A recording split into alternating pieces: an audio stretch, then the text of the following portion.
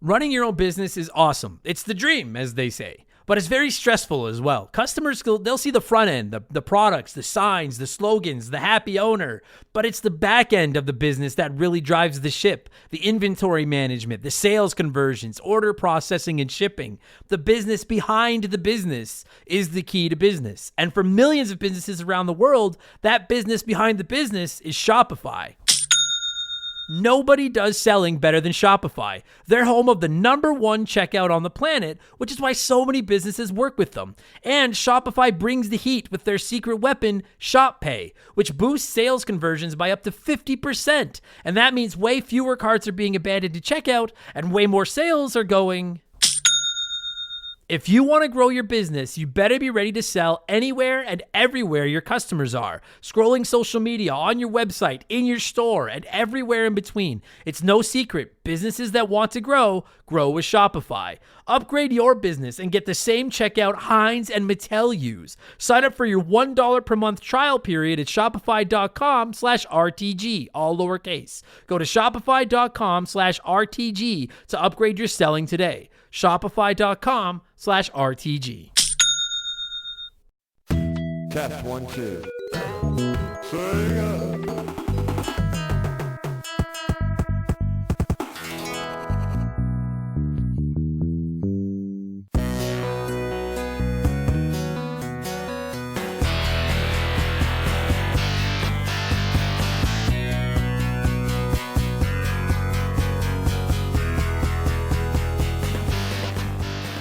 What's up, everybody? Welcome back to Remember the Game. It is my retro gaming podcast where every week a buddy of mine and I sit down and we geek out about the games we played back in the day. My name is Adam Blank. Thank you so much for listening to the show. And this week it is episode 327. And I'm tackling a Sega Genesis game that I have been wanting to get to for years, Comix Zone. And it's one of those games, I'd never played it until about a week ago, but it always is popping up on the best Sega Genesis games lists when I look at them. I love the art style, and everyone says it's tougher than a $2 steak, to steal a line from the great Jim Ross. And to be honest, I needed a shorter game this week because I'm hosting a ton of fundraisers away from the podcast, and XCOM 2, which we're trying to review on the show, is turning out to be a 10-foot hoagie of a video game. We're probably not going to get to that one until April. So I needed something shorter. So I thought the time is now. I finally fired up Comix Zone last week, and it was as advertised. I really like it. I've said it countless times.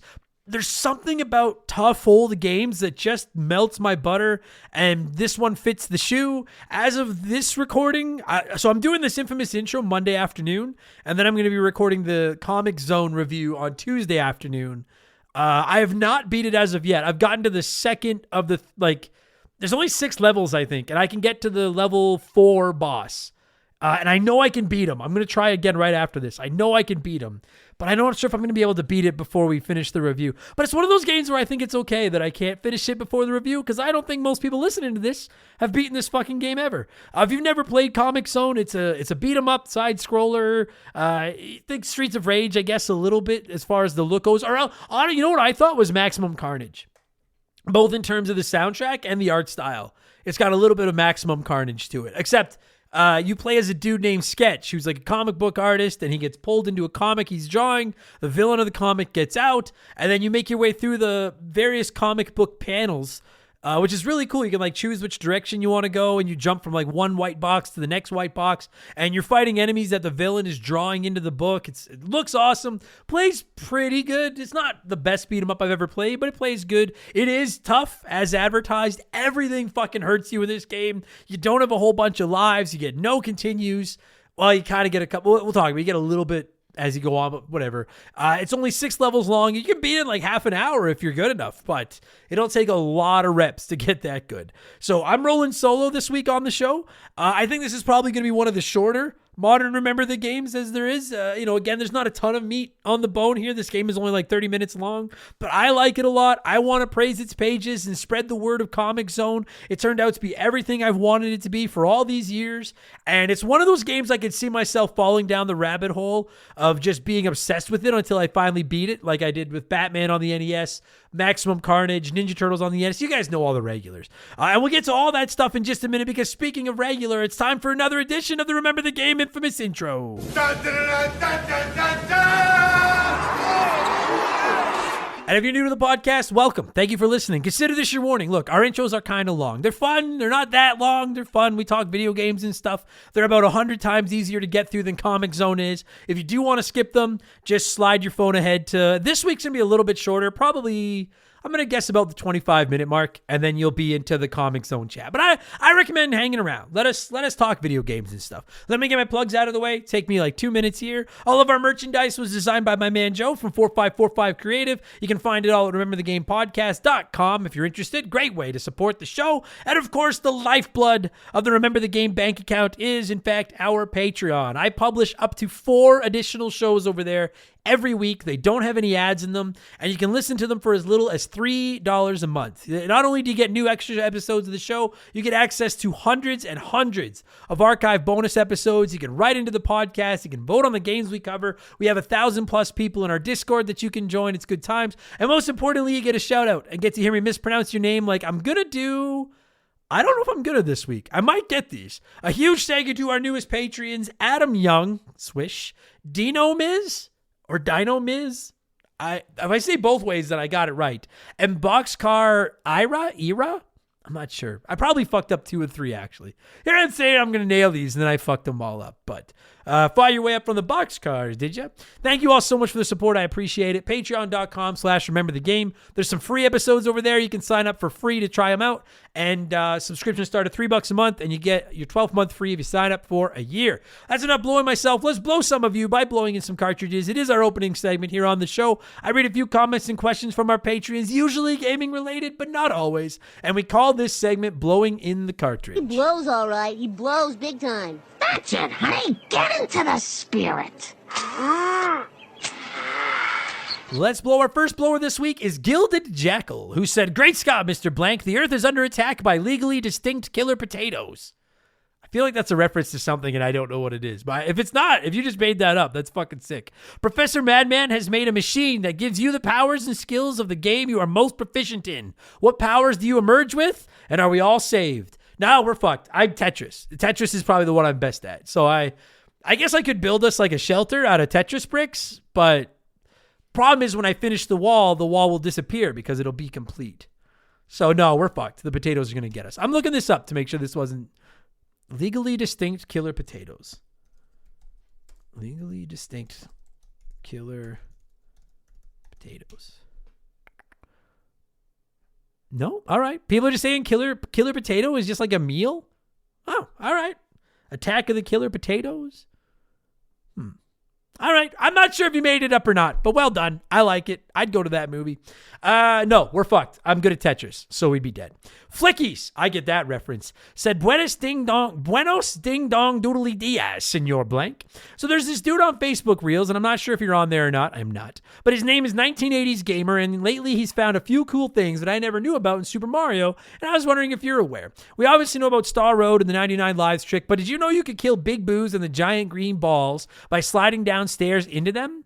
And that there's a secret hidden passage in Ludwig's castle. This was all news to me. How's about you, tough guy? I don't know why I said that last part, but my delete key is broken, so it is what it is. I did not know of either of those. No, I didn't. I knew you could do the spin jump onto those big green balls to get past them, which I was doing on stream the other day. Well, it was, a few months ago now. And somebody was like, fuck, I didn't know you could do that. So I knew that, but I didn't know you could slide downstairs and take them out. And I did not know of a secret hidden passage in Ludwig's castle. I thought I knew everything about that game. I'm going to have to look that shit up. You might be fucking with me. And if you are, you got me. But I'm going to have to look that shit up. That's interesting. You don't mean like the bridge, like the butter bridge that can get to Ludwig's castle. I'm going to Google this one too. This intro is going to be a little bit shorter. So I'm going to... Super Mario World, Ludwig's Castle Secret. Wow. How to find the secret passage and beat Ludwig's castle. Well, I'll be damned. I did not know that. Huh. I learned something today. Well, fuck. This is crazy. I learned about killer potatoes and the secret passage in Ludwig's castle. That's crazy. I like Ludwig's castle is the best castle in that game just because Ludwig's the only unique boss fight. So shout out to Ludwig. Although I hate that his hair is yellow and not blue. That fucking drives me crazy. Adam needs to play Bowser's Fury. Wrote in and said, hey, Adam, I've never played a Final Fantasy game. I picked up the Pixel remasters, and I was curious which one do you recommend I start with? I would start with 4. That was my first RPG. I think it's 1 is fine, and I'm sure the Pixel remaster makes it better, but it is pretty archaic, and there's not as much story in there as there is like 4 and 6. I've actually never played 2 or 3, but I know most people rank them near the bottom of the list. Final Fantasy 4 was 2 on the SNES. Traditional story. I think that's where I would start. 5 is pretty good, but the story's not great. And I think 6 is the better version of 4. But I would start. I think it'd be a little harder to go back to 4 from 6 than it would be to go to 6 from 4. So I would start with 4. That's my pick. Too Much Karma said, hey, Adam, you're a high-ranking official at your favorite gaming company, and you're tasked with bringing back a franchise. What game would you bring back and why? The catch, it has to be a new genre for a said game, like Mega Man as a horror game or The Last of Us as a platformer. You know what? It's kind of a boring answer.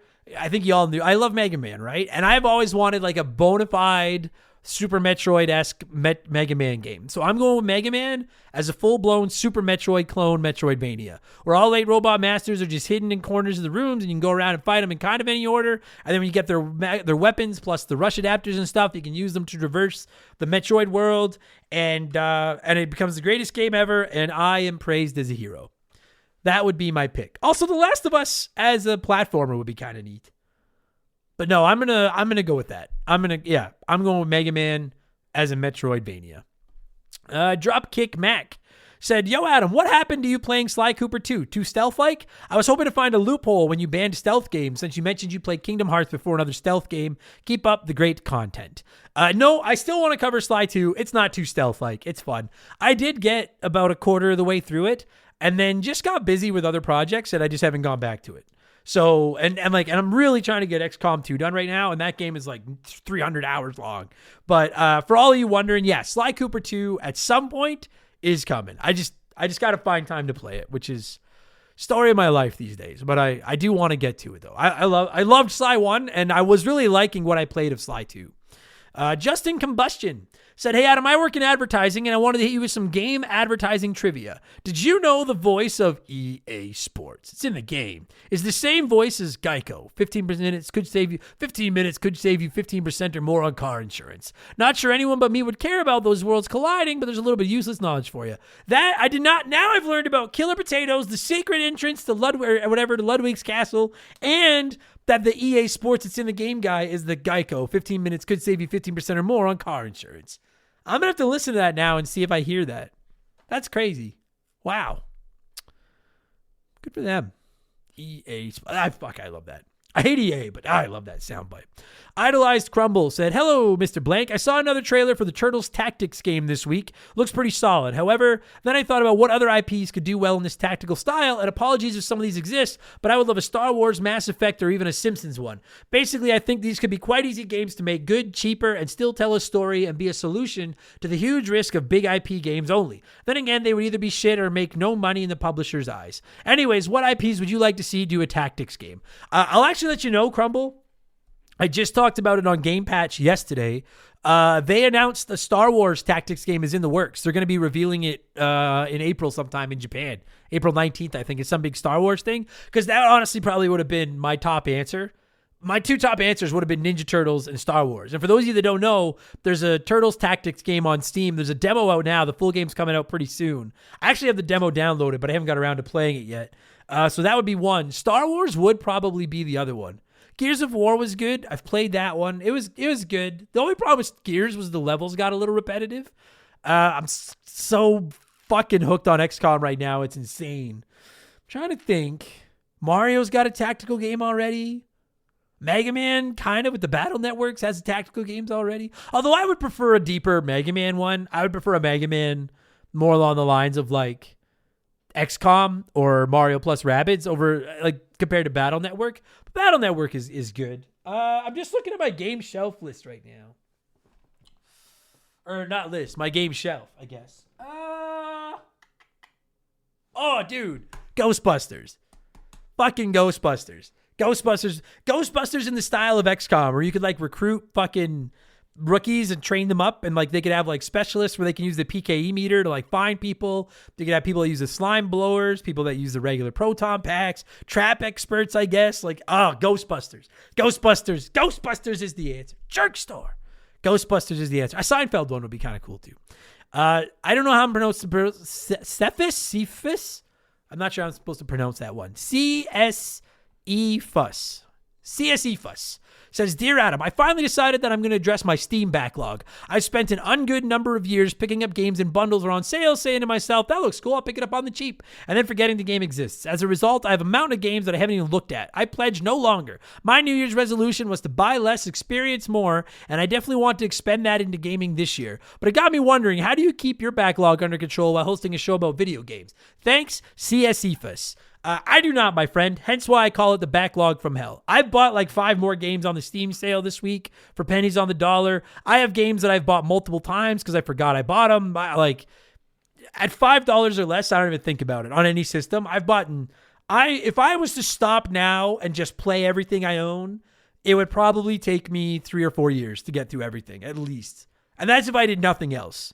I gave up. I just buy what I think looks cool on the cheap. And then I play them whenever it's nice when I get caught up on whatever I'm playing for the show. Then I go through my backlogs and I just pick something at random and just decide, all right, I'm going to play this for the show now. But it's impossible. I don't keep up, and nobody does. Nobody does. If you say you don't have a backlog, I don't believe you. I don't believe you. And finally, before we move on, it's letter time. It's letter time. And there's not really a question on this one. This comment made me chuckle. Young Liam said, Hey, Adam, first time blowing, I promise. I just wanted to share how I found the podcast a few months back. I was searching for Majora's Mask on Spotify for a deep dive into what is one of my favorite games of all time. I saw Remember the Game and thought this would be something I could get into. And better yet, I saw they have an episode on Majora's Mask. I decided to save that episode for later and start from the beginning. You can imagine my thoughts every time you said you were never going to play Majora's Mask. How does he end up reviewing it, I wondered. Oh, the irony. Regardless, your show is good enough to keep me hooked despite your disdain for my beloved. Thanks for the continued work. Sincerely, your new pal, Young Liam. Thank you. That made me chuckle. The idea so for those of you that don't know, in 327 episodes, there is one where I actually am not on the show. I gave the keys to Mark and Bradley McHugh, and that was our Majora's Mask episode, and they reviewed it because everyone kept asking me for a Majora's Mask episode, but I hate that fucking game, and I didn't want to review it, so I just gave it away. It does warm my heart, the idea that someone found the show because of Majora's Mask, saved it, being like, man, I want to hear this guy's thoughts on Majora's Mask, and then got there, and it was like, wah, wah. That made me chuckle. I did quickly want to address, people ask me all the time now, are we ever going to do that again? Will we ever do maybe a Kingdom Hearts episode or one of the games that's on my no-fly list where I'll let 2 other people review it? The answer is undetermined. Maybe. I really enjoy doing the show. But yeah, if there's another game out there that people want bad enough, I don't really want to do it with Kingdom Hearts. But there's maybe. Yeah, it just have to be the perfect storm. The right game for the right time when I'm going on vacation or something. Game I don't want to cover, where I have 2 friends that are both really passionate. Never say never. Maybe someday. But yeah, if you haven't listened to that one yet, Majora's Mask. If you hate my voice, I'm not sure why you're listening to this. Majora's Mask is the episode for you. Thanks for all the submissions, everybody. I'll get to a few more of them on the Rambling Idiot this Friday in our Left Blover section. But let's keep this ball rolling and get to our Smash Hit segment, the official game show of Remember the Game Industries. Play 1, Remake 1, Erase 1.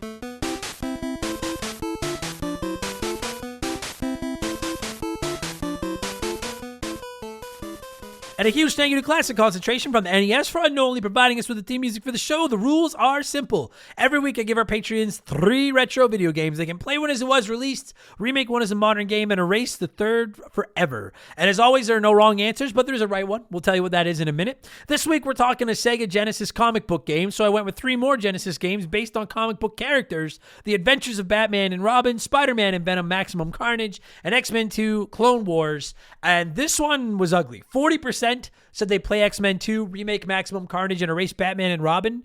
A lot of people erase Batman and Robin. A collective 60% of the vote erased Batman and Robin. So, and I don't think it's some people think that game sucks. It's just I did put them up against X-Men 2 and Spider-Man and Venom. So let's see what a few of you had to say here, and then I'll tell you what the right answer was. Metal Match said play Maximum Carnage because I have not, which is crazy to me. Remake X-Men because Wolverine deserves a longer reach, and erase Batman and Robin because Robin is a stooge. He laid an egg, too. Best I understand. I like the idea of remaking X-Men just to give Wolverine a longer reach. That's sound logic for sure. I like that. Ninja Kick the Damn Rabbit said play X-Men 2 because it's damn near perfect. Remake Maximum Carnage and make it a 2-player game. Agreed. Fuck. And then erase Batman and Robin. Pretty decent game, but rules are rules, and I'm more of a Marvel fan anyways. How in the fuck is Maximum Carnage not 2-player? Drives me up the fucking wall. I agree. Damn it. Sven said, I rented Maximum Carnage so much that my parents eventually bought it for me, so I'm going to play it. I'm going to remake Batman because I only played it for a short time and it seemed okay. So I'll give a remaster or remake a shot. And then I'm going to erase X-Men. Unfortunately, the game is fun, but I'm not an X-Men fan and I have no nostalgic ties to it. And then they used all the different symbols like the slashes and brackets to make the shrugging face, which I felt the need to tell you all. So that's fair. All right, I can get on. Not an X-Men. I'm not the world's biggest X-Men fan either. I can get on board with that. I can take or leave the X-Men. Gambit's the guy. Hits Meals said, this one is hard. Play Maximum Carnage. I have the most nostalgia for this game out of the 3, and we have amazing modern Spider-Man games, so this one should stay as it is. Remake X-Men 2 for the exact opposite reason. We haven't gotten a new modern X-Men game in forever, so a remake with today's tech would be amazing. Imagine everything they could do with the mutant abilities. That's a good point. Unfortunately, that leaves deleting Batman and Robin. This might be the prettiest game on the list and the most innovative of its era, but I never beat it as a kid, and as such, never really replayed it too often, so for lack of nostalgia, adios. I never thought of the remaking X-Men, but that actually is true. Like, imagine like an Arkham Asylum or a Spider-Man, like an Arkham game or a Spider-Man game, but with like 5 or 6 of the X-Men, all with their different ability. You could get pretty crazy there. I agree. Or it could end up like the Avengers. So, rolling the dice. And Molecule said, play Maximum Spider because I have to play one. Remake X-Men 2 because holy fuck. Could you imagine an updated version of this and then erase Batman and Robin because it's too scary? Is it? It's like the cartoon Batman and Robin. Batman Forever on the Super Nintendo. That's fucking scary. Anyways, I'm going with the majority this week. 40% of you voted the way I did, as did Dish, who said, you, sir, are a real jerk for this. I owned all of these games growing up. I'm going to play X-Men 2, as it was probably my favorite Genesis game. I'm going to remake Maximum Carnage in the Streets of Rage 4 style, as we need more beat-em-ups. And then unfortunately erase Batman because I play by the rules and one has to go. Way different reasoning for me. But same, well, not exactly way different, just the remake. I'm going to play X-Men 2 Clone Wars as well, because it's become one of my absolute favorite Genesis games. The game's fucking awesome. I love that game. I'm going to remake Spider-Man and Venom Maximum Carnage. I like the idea of a Streets of Rage 4. That intrigues the shit out of me. My thought was I would make it like Spider-Man and Spider-Man 2 on PlayStation, but with Spider-Man and Venom taking on Carnage, and like Captain America could be there, and Shriek could be there, and fucking all their teammates and all the enemies, Doppelganger, everybody. It'd be fucking awesome. But I could be on board with the Streets of Rage 4 type game as well. That'd be fucking pretty sick too. And then I'm going to also erase the Adventures of Batman and Robin. And I very rarely erase games that I have not played, but I've got NES Batman and I've got the Arkham games. I'm good. I didn't watch a lot of Batman and Robin as a kid, so give me an Adam West Batman video game. Nah, you're fucking talking. So I'm going to erase that as well. Thank you, everyone that wrote in to play along, as always. What have I been playing over the last 7 days? XCOM 2. Have you been following me on social media? I tweeted the other day, I think I want to have XCOM 2's babies. That game has been on my I need to play it list for years. And now that I finally, I never play DLC, or very rarely. I like XCOM 2 so much that after putting about 15 hours into my save file, I bought the War of the Chosen DLC and restarted. And I'm replaying it again. I love it. We're going to review it next month. It's already a lock for my top 20 favorite games of all time. I think it's got a shot at my top 10. XCOM 2 has a chance at a very rare, remember the game perfect score. I like it that much. Oh my God, I love it. I've also been playing the aforementioned and about to be talked about Comix Zone. Very good. I don't like it as much as XCOM 2, but it's very good. I finally finished the showcase in WWE 2K25 as I got it on Friday. It was good minus the fucking War Games matches that made me crazy, but the game is awesome. I'm going to hop into the My Rise this week once these fundraisers are done, and I'll be doing a review of that on Expansion Pass sometime next month. And then I'm still tinkering with Avowed, but I've kind of put it on the back burner to play WWE. And MLB is out now, and I got to fucking play that too. It's too much to play. First world problems. Anyway, here's what's going to happen. We're going to pause for a quick word from our sponsor, and then when we get back, normally I'd read a few of your comments, but I'll explain in a minute. I need a drink of water. So let's let a sponsor in here to do their thing, keep our bills on, and then it's Comix Zone for the rest of the way, okay? We'll be right back after this. This is an ad by BetterHelp. A band once said, "Work sucks, I know." And I think most people agree with them. Workplace stress is now one of the top causes of declining mental health, with 61% of the global workforce experiencing higher than normal levels of stress from their jobs. And while walking away from your job might not be an option, taking a little time every day to focus on yourself and your mental health can make a huge difference. I know in the summer I try to get outside every day, get a little bit of sun, and just enjoy the outdoors. It really helps. At least until my allergies attack, and then it's ugly. It's important to take steps to combat work stress, and therapy can be a huge one. It's not just for overcoming trauma. Therapy can help you define work goals, set some work boundaries, develop coping skills. It's like a cheat code for life. And if you're thinking, man, I'm too busy for therapy, well, look into BetterHelp. They make therapy as convenient as possible. You can meet with one of their over 30,000 therapists online and on your schedule, just like over 5 million people around the world already have done. As the largest online therapy provider in the world, BetterHelp can provide access to mental health professionals with a diverse variety of expertise. Unwind from work with BetterHelp. Our listeners get 10% off their first month at betterhelp.com/rememberthegame. That's BetterHelp, HELP.com/rememberthegame. We've had some great partners over the years here at Remember the Game, but I don't know if any of them have hit home for me quite like Hometown Hero does. No pun intended. Don't start. It's a transparent, honest cannabis company that helps people and gives back to those that have served their country at the same time. I mean, come on. As soon as I read about these guys, I knew I wanted to work with them.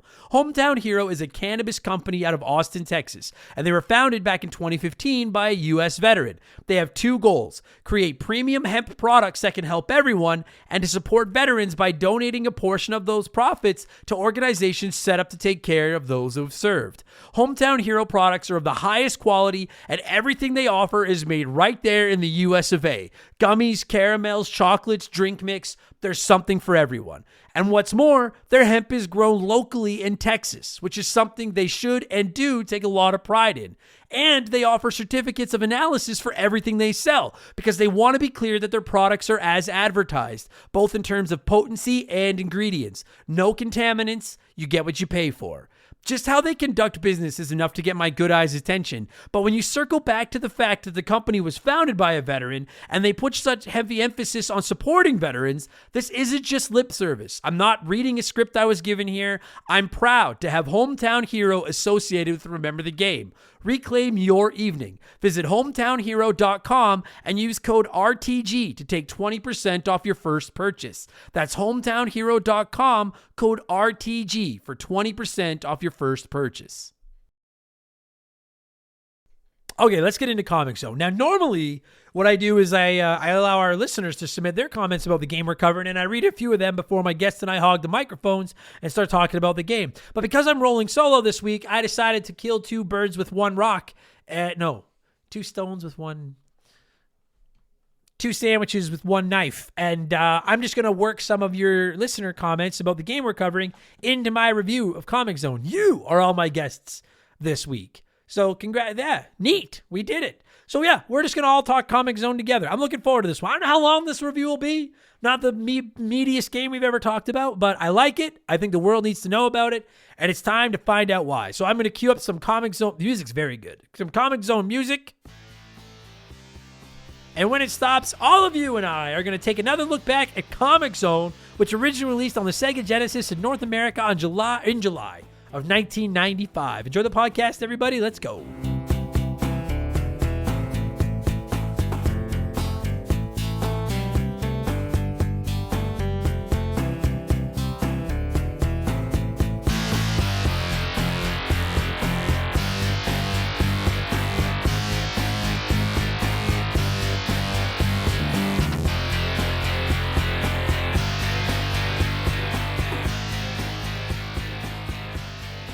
All right, let's get into the zone, the Comix Zone. And if you think that sounds cheesy, you weren't around for advertising in the 90s. That would have fucking played in the 90s, back when everything was fucking extreme and it was Boogerman and the Play It Loud Nintendo series with the tongue-colored ads and nostalgia. Those of you that were around, those were special times. Comix Zone for the Sega Genesis. This review, I'm doing this one alone. I don't think this is going to be the longest review we've ever done because this isn't the meatiest bone in the chicken wing basket, but this review might be longer than an actual playthrough of the game if you were to play it from beginning to end in one shot. But I'm willing to bet that 95 to 90, 99, I'll go 99, 98, 98% of you listening to this probably wouldn't even be aware of that, because if you've played the game, you know that you've probably never beaten it. This is fucking vicious. I'll be honest, I recorded the intro yesterday, the part you've already heard, and I've been trying to beat this game again today, Tuesday. I'm actually recording this about 5 hours, six hours before this episode goes live. I still cannot beat this game. I even fucking looked up a code because I'd seen online that there was an invincibility code. Those are the days. I don't know. There's something about this. If y'all, I know I'm rambling all over the place. This is going to be one of those all over the place episodes. But I don't have a guest to kick things back and forth on. For those of you that are on the Patreon and listen to my solo episodes, my brain goes whichever fucking way it wants to. This game just screams the early 90s. I don't know if it's just because it's on the Sega Genesis or it's trying to have like the attitude. I don't know what it is about it, but it just screams the early 90s, and it just has me feeling very nostalgic and retro today.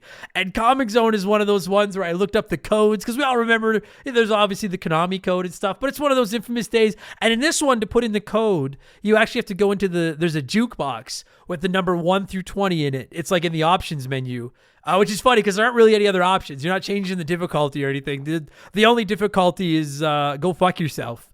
That's the only setting on this game. But you can like change the controls around. You can make A, B, and C do different things on the Genesis controller. And then there's the jukebox where there's 20 different numbers to play 20 different songs. And if you click them in the right, there's like I don't know how people find these codes. It's something like 312 1 7 7 8 15, whatever the fuck. But if you put in the right code, you get invincibility. And I tried that to beat the game and still couldn't beat this fucking game, even with invincibility. So with invincibility, I could get to World 3, Stage 1. There's only 6 levels. There's 3 worlds, 2 levels per world.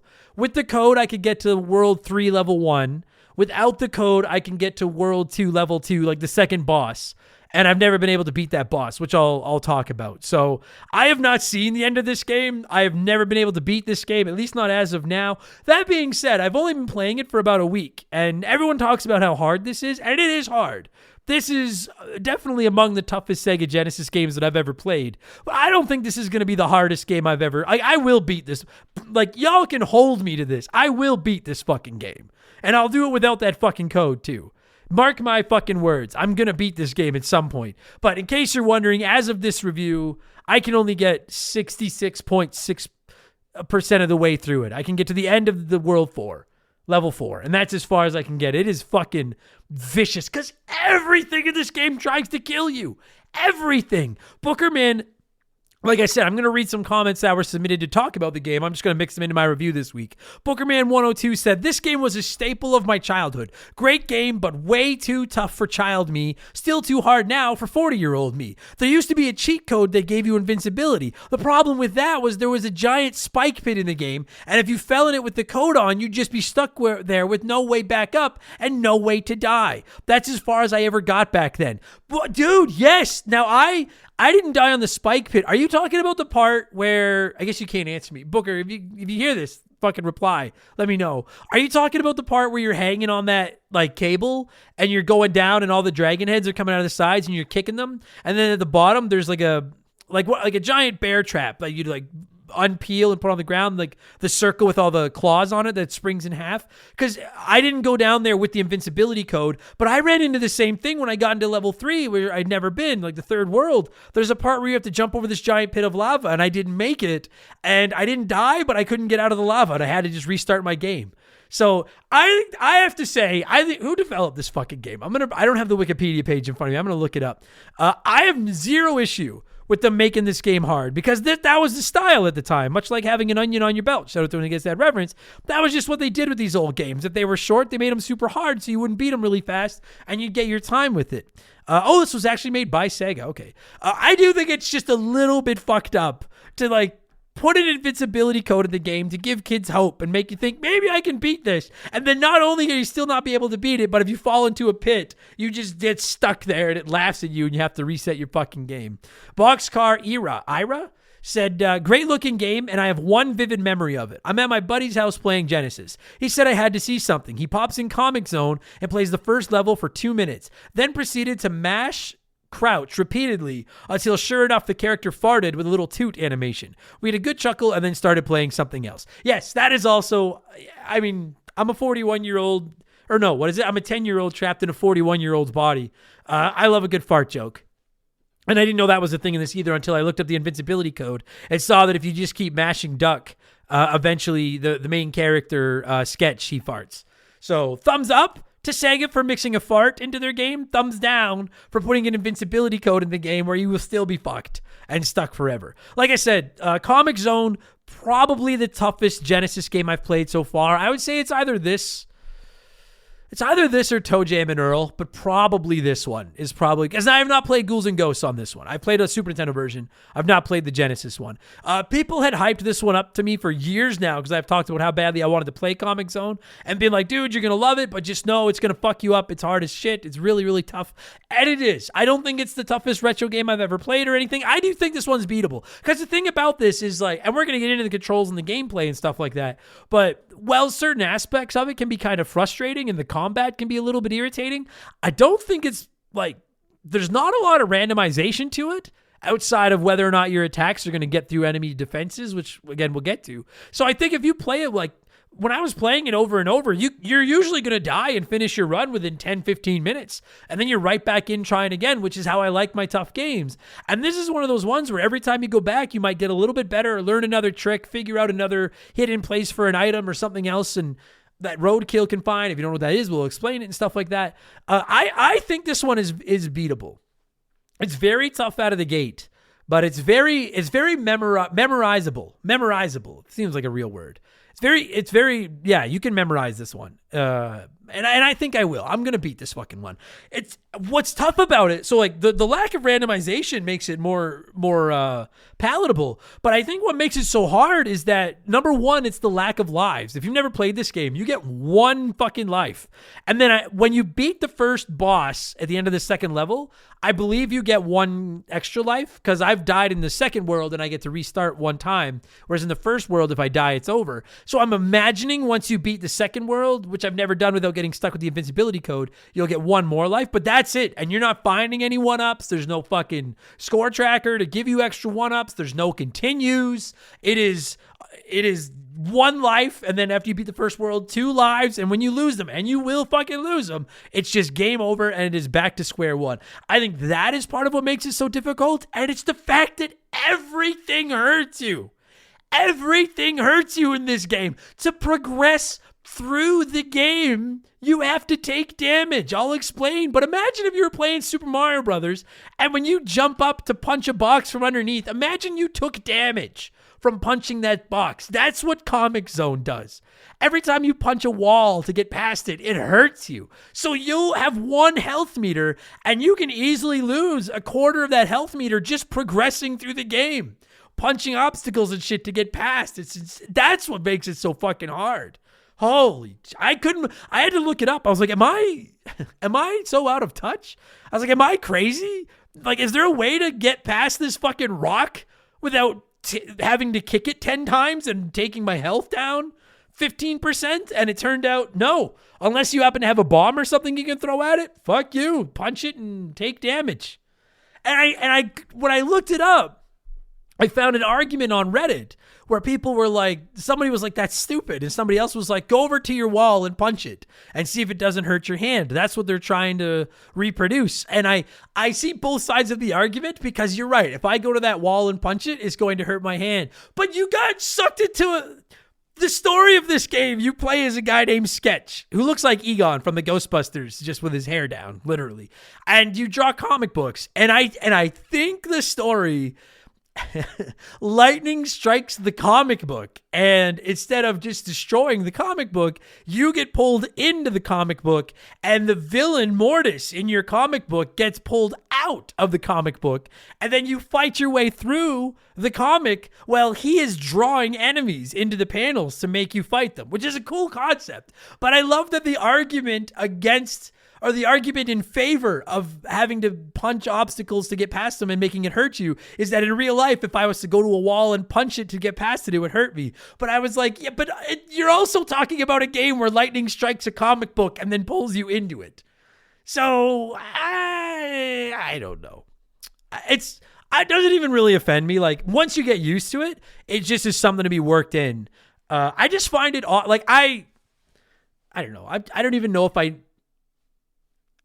would prefer just shrink my health meter by 20% and don't make me fucking beat on the walls all the time. Although that said, as long as you can come up with a bomb or a way to like get past the wall, like there are certain puzzles where you can, and we're going to talk about that too, but like there are certain puzzles in the game where you can kind of crack the case and figure out a way to get past them without damage. So actually, never mind. I'll take that back. Give me my full health bar and let the walls hurt me. I still think hitting the walls hurt you is kind of dumb, but I digress. Whatever, it doesn't matter. Game Genie US said, I never heard of this game until I heard it on another podcast years ago. I can't believe you listen to other podcasts, Genie. That's... Oh, Homa, that hurts. I looked it up and found it's free in the Play Store and downloaded it. It's definitely a tough game. I do like the premise of the game that the artist gets thrown into his comics by his own bad guy. Then the bad guy is making active changes to your comic as you move through page by page. And yes, and that's where I want to go. Like, I actually like the fact this game is very difficult, and we'll talk more about the difficulty in a minute. But I have to say, it's really a fucking cool concept for a video game with in practically every way. It's maybe I'll hear an argument that the lightning thing is a little bit cheesy, but everything else about it is really cool. And that's what's attracted me to it for so long, is it's your classic side-scrolling beat 'em up from the NES, Super Nintendo, Genesis days. I think it looks and sounds very Maximum Carnage. I was saying that when I was doing the pre-stream of it before one of our shows. Like, the music kind of sounds like the Green Jelly music from Maximum Carnage, and the graphics have that giant pixels, really detailed, really bright. Backgrounds are awesome. It definitely has a bit of a Maximum. Frankly, I think it looks better than Maximum Carnage, which is saying something. So it's a classic beat 'em up like that in the 16-bit art style, but you're in a comic book, which is awesome. And what's really cool about being in the comic book is that you can pretty much have any kind of enemy you want, and it makes sense because the villain Mortis is out there drawing them in. And that's what happens. Instead of like when you go from area to area, in most beat 'em ups, like you're walking down the street and you go from in front of the fucking arcade to in front of the office building or whatever the shit. In this, you're literally going from like white box to white box, like panel to panel within the comic book, which on its own I think is very, very cool. And then, like I said, when you get into most areas, there aren't any enemies to start. And then the enemies actually get drawn in black and white at first, and then they get colored in. You see like the green hand come in and draw them. And then they get colored in, and then the little whatever dialogue they're saying comes up in like a comic book dialogue balloon, and then they start fighting you like that. And I just thought it was it's such a simple idea, but it's really brilliant that you're literally in this comic book fighting your way from panel to panel. And then whenever you defeat all the enemies on whatever panel you're in, or solve the puzzle to get past whatever panel you're in, then you move to the next one. And sometimes it'll give you a choice. Do you want to move to like the left, or do you want to go down? And it's branching paths that will eventually come the same way, but it's different paths through the comic book. And I just thought it was a brilliant fucking idea. And frankly, it translates very, very well. It really does feel like you're fighting your way through a comic book. There are even certain times where, like there's one part in World 2 where you're in this really long area, and this enemy, I don't know what they're called, but they're like these women with like a long chain with a claw on each end of the chain, and they're swinging them at you. And there's like a thin white line behind them to close off the panel. And if you can hit them back against that line enough, they'll actually break through into the next panel, and then they'll break through into the next panel. And then by the time you're done, it becomes one longer panel because all those little white barriers in between have broken down. Stuff like that.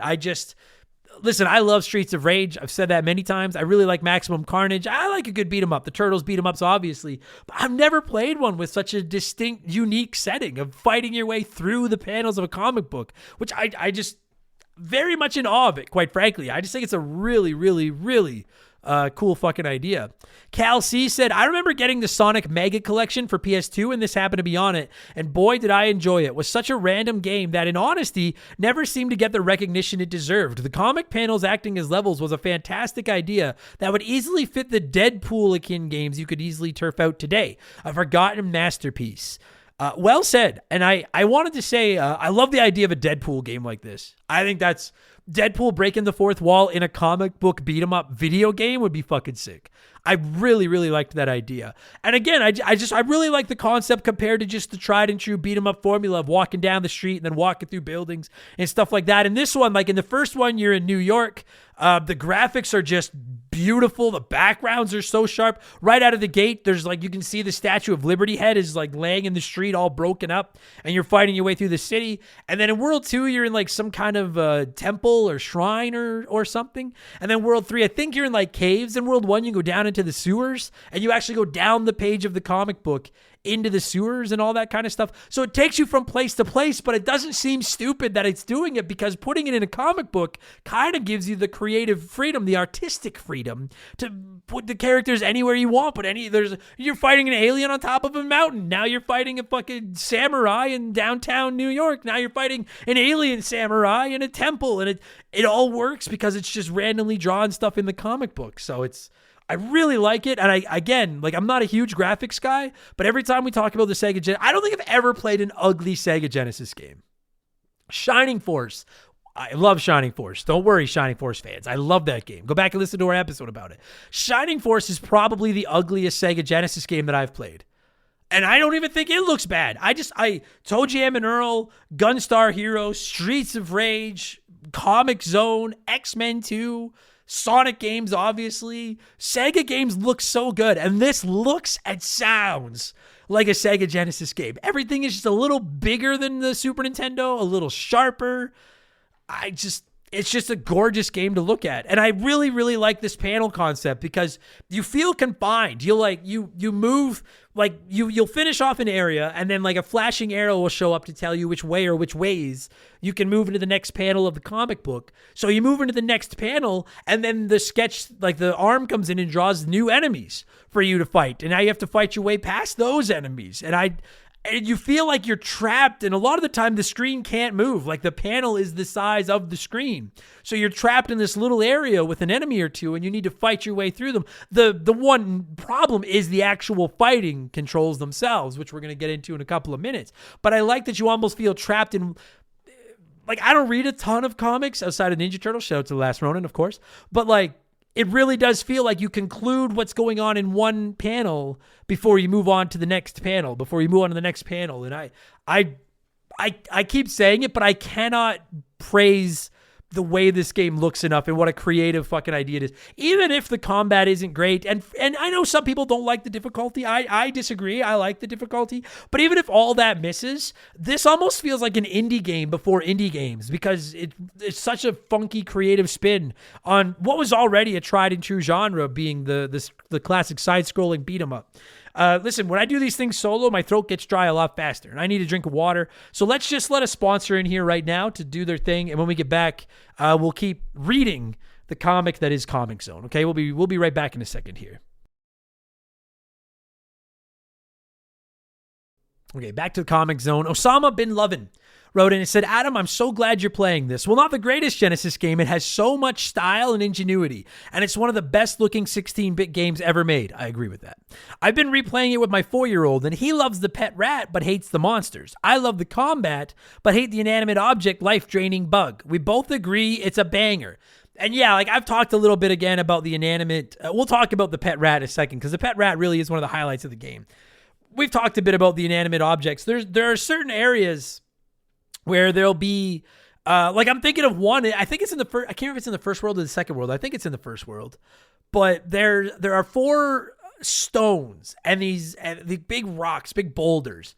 And these stones are shaped like an upside down teacup without the handle, kind of. and 3 of them are stacked on top of each other, and then there's a loose 4th one sitting beside them.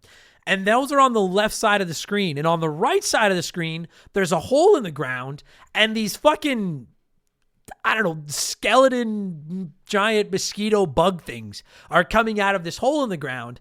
And I don't know the name of the woman. I didn't have the manual or anything to know all the characters' names, but there's like a character that pops up and offers you advice sometimes, and her head will pop up in the corner, and she'll just have the cartoon, like comic book dialogue balloon giving you a tip, and she's telling you to cover that hole to keep these, because otherwise the bugs just keep coming out. So what you do is you go to the left side of the screen and you get the one solo rock of the 4, and you can just kind of push it, just walk into it, and you can push it over to the right side and put it on top of the hole, and then no more of those bugs will come out. Then you fight any of the bugs that are on the screen, they're gone, and then the arrows pop up to flash you to move on to the next panel. But the flashes are on the left side of the screen. One is behind the stack of 3 rocks, and one is underneath the stack of 3 rocks. So if you have a TNT item you can throw at them, then you can, and I'll talk more about the items in a minute, then you can throw the TNT at them and blow those rocks up and get past. But if you don't have one, then you have to stand there and just punch. It takes like 9 or 10 punches to destroy one of these boulders, and unless there's a way that I couldn't figure out, you need to punch all 3 of them, and by the time you've punched all 3 of them, you might have lost a third of your health bar. And I'm on that's the one, outside of the combat, that is the one game mechanic that I'm on the fence about. I get they're trying to ratchet up the difficulty, but in my opinion, this feels like something they put in near the end of the game's development to try to extend the length by making it more difficult. Like, I feel like they had game testers that were beating the game in 25, 30 minutes when you just had to fight the enemies. And then they were like, we need to come up with some way to drain more of your health. And the 2 options were put in more enemies or make all these walls and shit hurt you. Maybe I'm wrong, because again, there's puzzles in certain parts of it that you can solve to avoid taking damage. But unless I'm just dense, which I may be, it really does feel like there are times where I can't come up with a way to get past some of these obstacles. You just have to fucking punch your way through them. And it can get really frustrating. Like, I found myself, one of the items you can pick up in the game is iced tea, a canister of iced tea that you can drink to get about 2/3 of your health back. And I always found that I needed it right after I just, because there's that one part. Yeah, you punch those 3 boulders and break all 3 of them, and then you can go down or to the left. And if you go to the left, then there's also like a spiked bloody pole there you have to punch to get past. So you take even more fucking damage, and you can drain like almost half of your health in there. So it feels like artificial difficulty bumping to me. I don't know. Maybe that wasn't their intention, but that's what it feels like to me. That said, it is very satisfying when you come up with a way to get past like a puzzle. And you figure out a way to get past some of these obstacles without taking any damage. So, one of the other cool things about the game, and I want to get into some of the items, including the pet rat we mentioned. One of the other cool things about the game is you can hold the attack button, and if you hold it for a second or two, then Sketch, the main character, actually reaches to the background and rips off a piece of the page and folds it into a paper airplane, and then throws the paper airplane forward, and it'll hurt any enemies that it hits. But then it comes back at you, and if you let it hit you, it'll hurt you as well. I thought it took me a long time to realize that was a mechanic, because I would hold punch and he would grab the paper in the back, but I didn't realize he was pulling it down. I wasn't quite sure what he was doing. And then when I finally realized, like, oh, you can pull it down and make a paper airplane and throw it, I was like, that's pretty sick. But again, it hurts you. And that's one of the times where I'm like, ow! It hurts. You lose health holding the attack button to just grab the background and rip a piece of paper off and turn it into an airplane. Everything in this game hurts you. It's like The Simpsons, where Hollywood comes to Springfield to film the Radioactive Man movie, and they just tax them for everything. That's what this game is, but the taxes are just taking some of your health. You're like, I don't want to play this anymore. I'm going to turn the game off. And they're like, you take 20 damage when you turn the game off. Like, everything fucking hurts you. I can kind of live with the damage punching boulders hurting you, but to just grab background and rip it down and turn it into a paper airplane you throw at enemies, I can live with the paper airplane hurting you, but it shouldn't hurt me to grab the fucking background. Oh, it's a really cool mechanic, though, that you can grab the background and rip it. And you're not the only one that can grab the background, because one of the items in this, the best item you can find in this game, except health, is your pet rat, Roadkill. That's a sweet name. And whenever you find him, he's one of your items that you can carry 3 items at any time in the game that you can use at your will.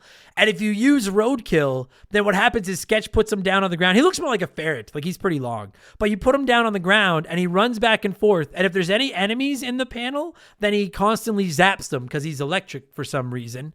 But he'll also look for hidden items. And I didn't realize that for a while either until he found one.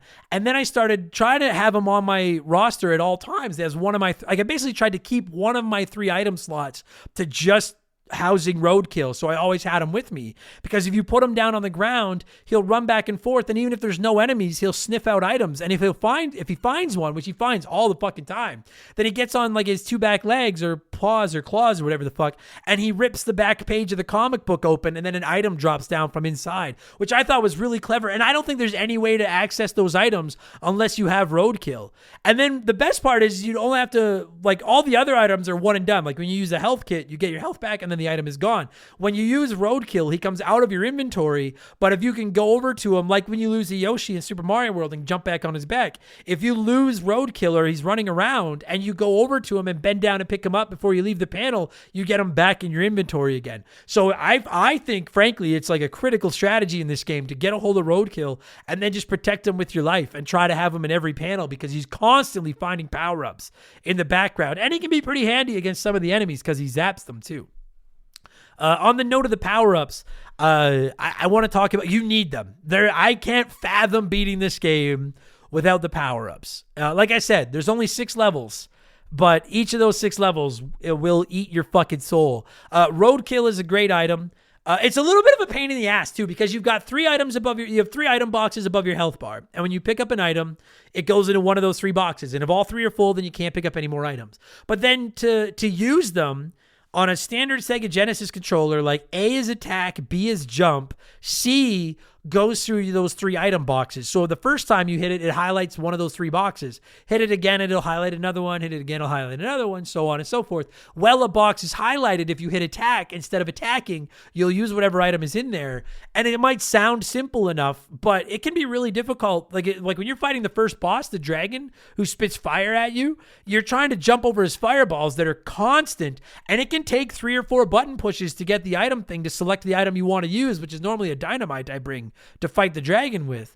And I end up taking damage because I'm trying to watch where the item, like, again, I'm not asking them to make it easier, but it would have been a little bit simpler if I could just pause it and bring up like an item screen and pick one instead of trying to real time on the fly navigate my inventory to get to an item to use while I'm trying to fight off enemies or dodge attacks or anything.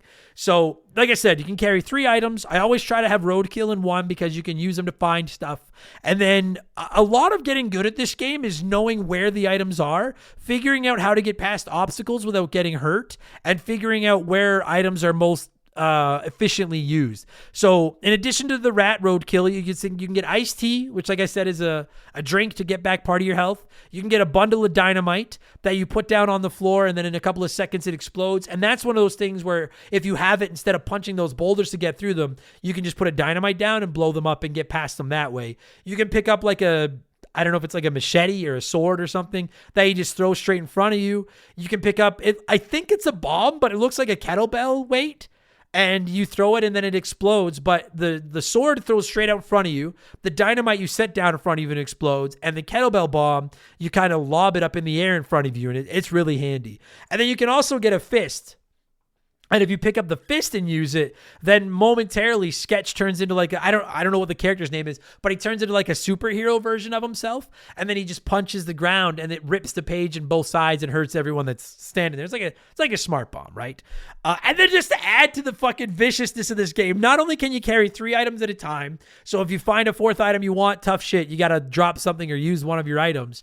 But every time you beat 2 levels, because there's 3 worlds, 2 levels apiece, so 6 levels total. Every second level you fight a boss, and once you beat that boss, then you go into the new world. You get your health back, and you gain an extra life, but you lose any items that you still had on you. So you basically are using, like when you get to a boss, use all your fucking items, because it's not going to let you carry them over. It's just fucking vicious.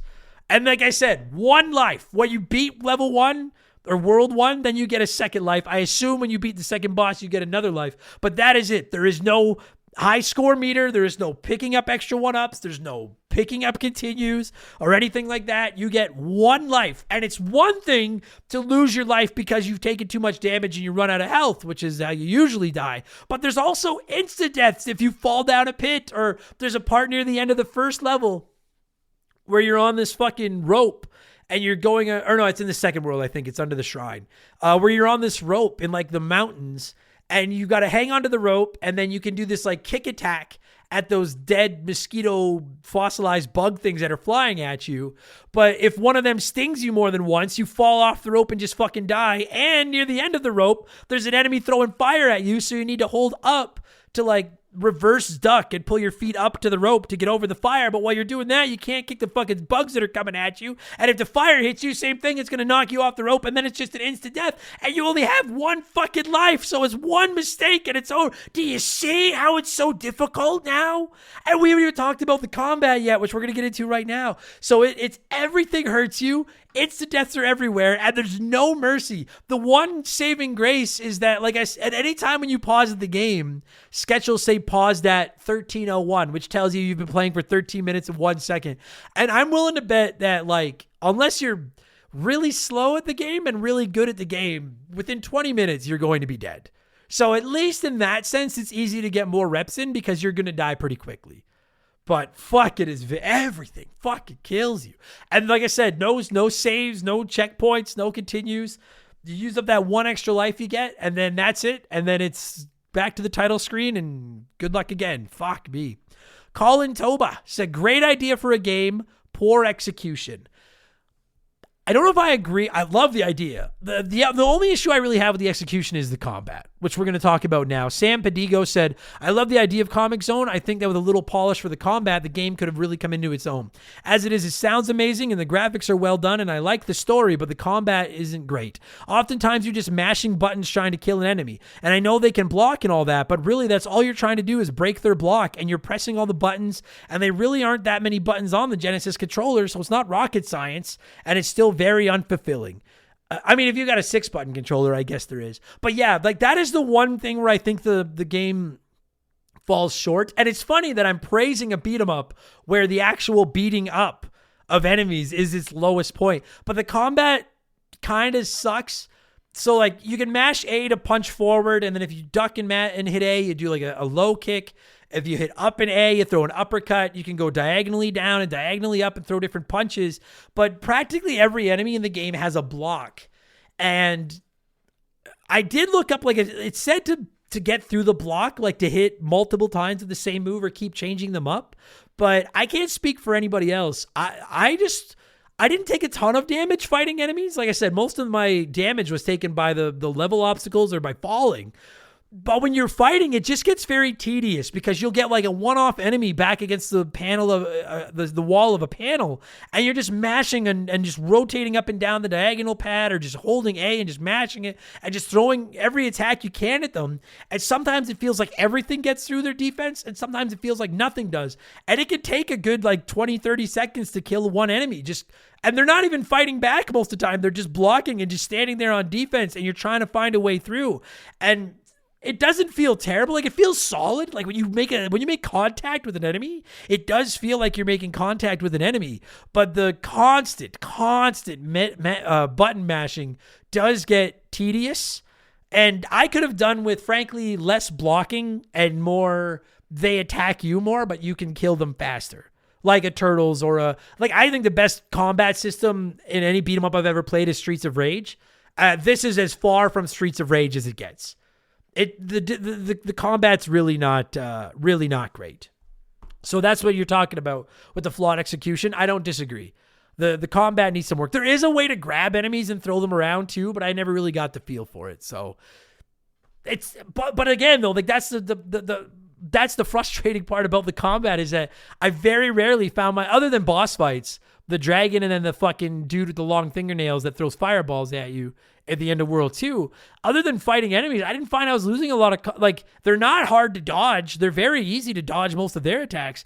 It's just, it's tedious to sit there and button mash trying to get through their defense, and then it's the fucking environment, punching the environment that fucking hurts you. So I agree with that.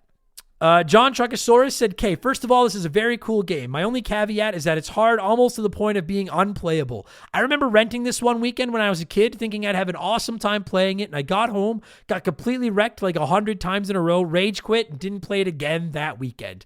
And I will say, as someone that didn't play this as a kid, I don't know how I would have reacted to this one, because we all had those tough games as kids. Mine, as I always talk about, is Bart versus the Space Mutants that I played over and over until I got good enough at it. I don't know. Now I'm all for it. I'm like, dude, keep it short, keep it tough. I'll work my way through it. I kind of love the solving of the tough video game puzzle when it comes to my retro games. Had I been a kid and rented this and this had been my weekend and all I'd done is died on the first level over and over again, I don't know. I get it. I get how it could. I'm really surprised there's not a difficulty option. I like, this is one of those, without question, this is one of those games, just like most NES tough games and stuff, where the difficulty is there as a tool to extend the length of the game, and I'm okay with that. I love NES tough. But I am a little bit shocked that a game called Comix Zone, which is clearly going to be attention-grabbing to young children, wouldn't have like an easy, medium, and hard difficulty setting.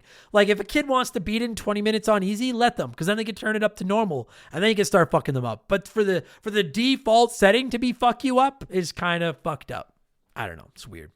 And then really the only other thing I had in my notes before we get to some of your closing thoughts on this is the soundtrack really is awesome. Again, it reminds me of Maximum Carnage. You've already heard a couple of the tracks. You're going to hear one more. I really, really like the soundtrack in this game. It's got that heavy bass to it, and I like it a lot. Sounds awesome.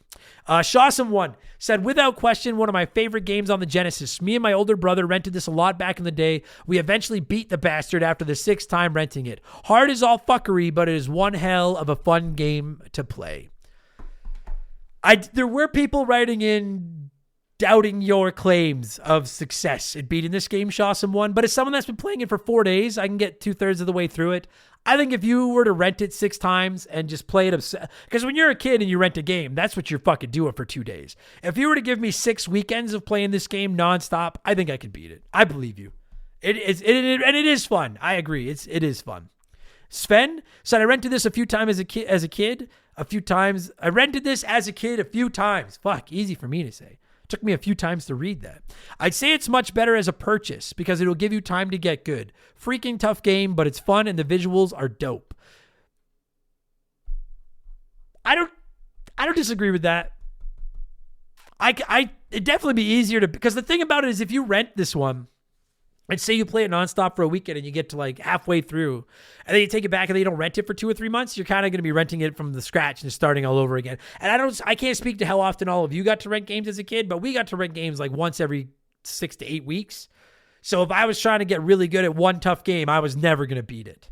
But I could see buying it too. And then if you don't like the difficulty, then you've kind of wasted your money. Or if you play it obsessively and get good enough to beat it in a week, then you're kind of like, well, now there's no replay unless you want to go for a faster time. There's no score. There's no difficulty modes.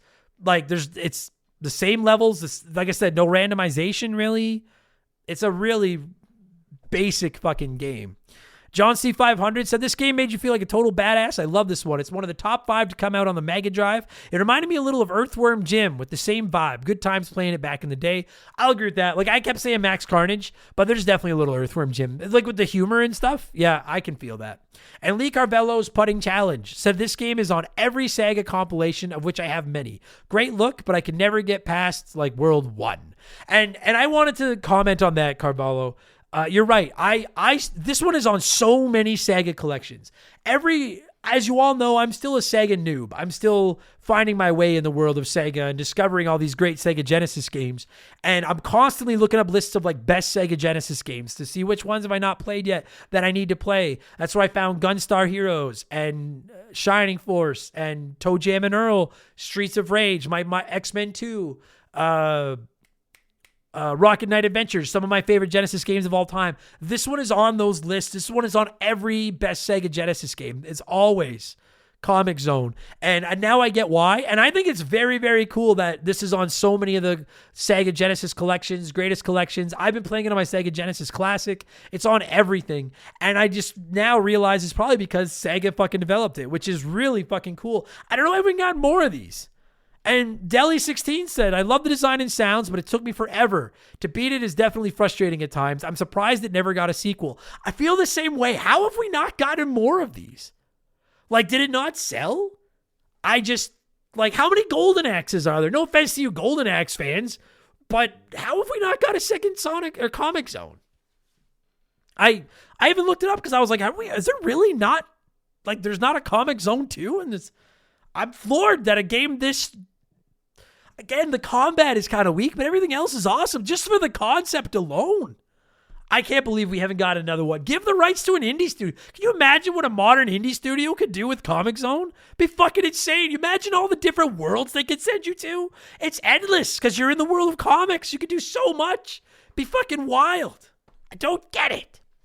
Daddy's Secret Little Chubby said, as a reluctant Sega kid, this may be one of my favorite Genesis games ever. It was hard as nails, and I don't think I ever made it super far, but I love playing this game, and I can't wait to hear how you liked it, boss. I did like it. I liked it a lot. If I'm going to slap a score on this one, it's a fringe top 10 Genesis game for me. I released an expansion pass a few months ago, giving my first ever top 10 Sega Genesis games. I can write the top 10 or top 20. But I said that it's something that I would update periodically as I experience more of the Genesis library. This is definitely one of my favorite Genesis games. I think it's either the bottom half of my top 10 or a very high honorable mention. It's a really good game. It's just, like, I found myself playing it over and over again because I get so obsessed with these tough games and trying to beat them. I just found the combat got boring. I loved the puzzle solving and I liked the inventory management and all that kind of stuff, but the when you're just in a panel fighting enemies, sometimes it's like it is just mashing the buttons, and it does get that's its weakest point is the combat. For a score on this one, I'm gonna score it out of 6 because there's 6 levels in the game. I don't think I can get to a 5. The combat's too bad for a 5, but the concept and the graphics are too good for a 3. So I'm gonna give it the probably expected by most 4. I could even get as high as a 4.5. If it had better combat, this would be a 5.5 up there with Streets of Rage. It's my favorite Genesis games. But at the end of the day, it's so nice to look at, and the concept is great. But the constant mashing of A does wear out its welcome. Like if I'm jonesing for a good Genesis beat 'em up, I'm going to Streets of Rage or Maximum Carnage. But if I just want to have some fun and fucking swear at a tough game, this one fits the bill. And mark my fucking words, friends, I'm going to beat this game, and I'm going to publish an Adam Sucks at Video Games of it on ye old YouTube. It will. I said I'd do it to Batman, and I did it. I said I'd do it to Battle Maniacs, and I did it. I will do it to Comix Zone. Probably. I'm going to try. We'll see. I'm trying. Or I'll bow down and kiss the ring like I did with Super Ghouls and Ghosts. But that's my goal, is to beat this fucking game. Anyway, hope you enjoyed that solo review. I like working the comments and stuff in on these ones. That was fun. Now I'm going to kick it back to me for the outro, and we're out of here. There's your Comix Zone episode.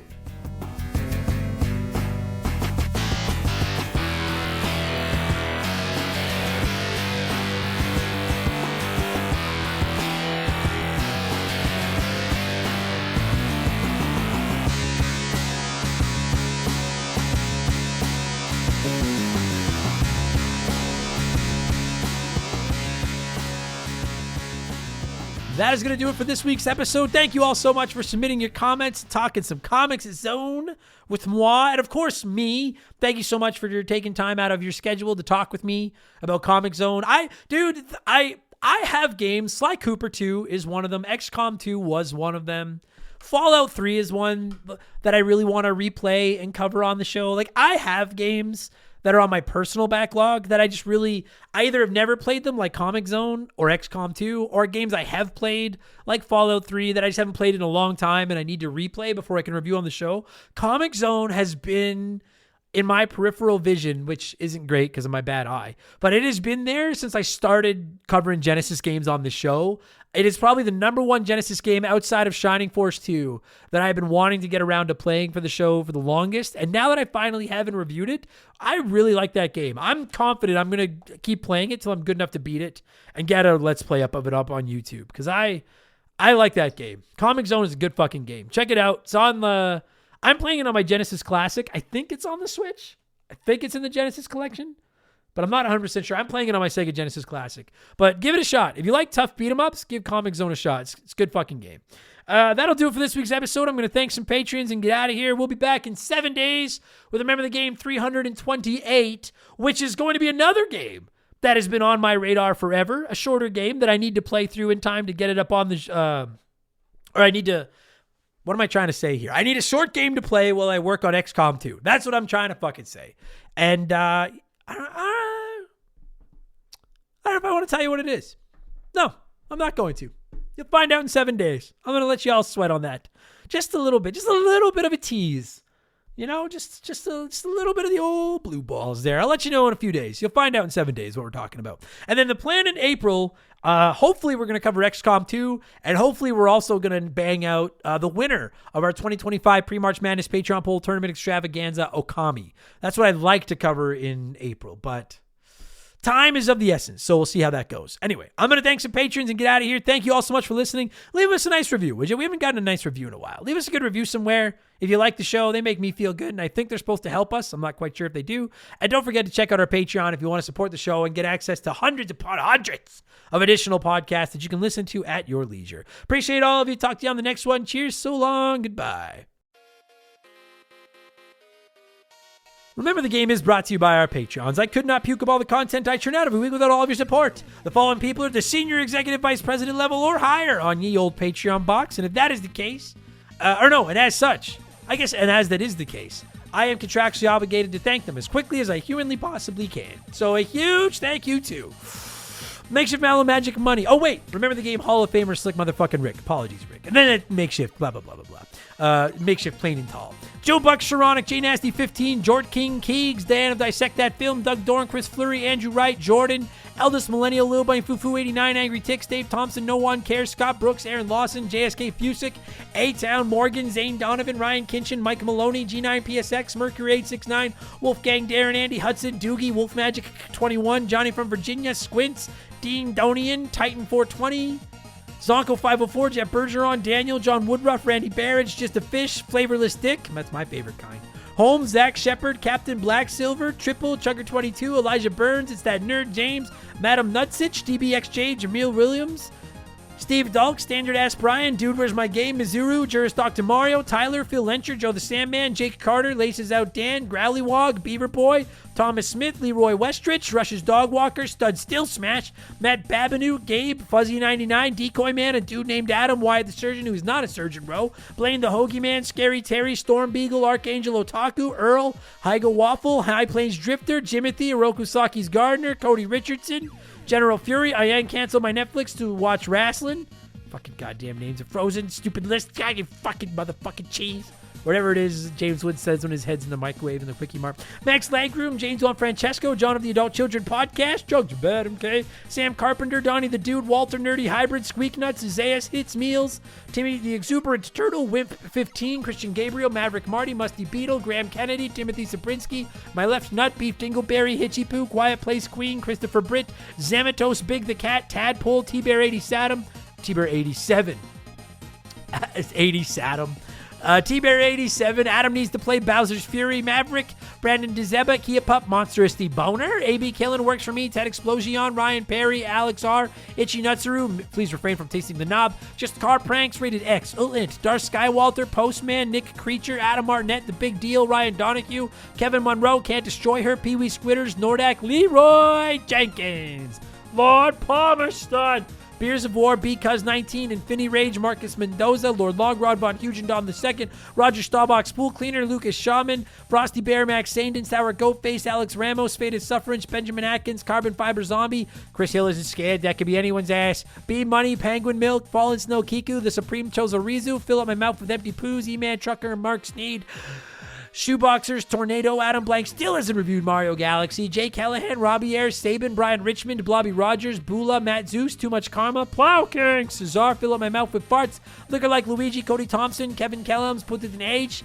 Chaz Hammond, Elephant Calves, Ace Magai, Mr. Jabroni, Big Daddy Randall, Ida Yellow, Ryan Whitcomb, Daddy's Secret Little Chubby, Nothing Could Possibly Go Wrong, Toby OP, Scotty McGee, Alex McIntyre, Spider Cat, S. Eric Hopewell, Darbles, Cheatsy Koopa, David Schroeder, Muncal, Diablo Spartan, Justin Blair, I'm falling apart here. Justin Blair, McCracken, Wilco, VOS Rager, Super Jess, Captain Steve N, Ryan Stemmerding, Shank the Red-Faced Bastard, Conebread, Wreck-It Relpy, Desiree, Super Saiyan, Safarioth, Savage Boosh, Combo Chuck, MacGyver88, Travis Sanders, Lord Salazar, Flater Flav, Zed Paladin, Captain Ashberry Juice, Doogie Bowser MD, Thunder Leaps, Legendberry, Jinxie425, Akira's Network, Horrorstalgia, a podcast, Game Boy Ganon, Fancy Starbot Dirt, Bot Fucker, Mikey Hag, Shane's World, Devin Collins, and Trooper Galactus. That was not my best round of shoutouts, but we made it. I got nothing. Thanks, everybody. See you later.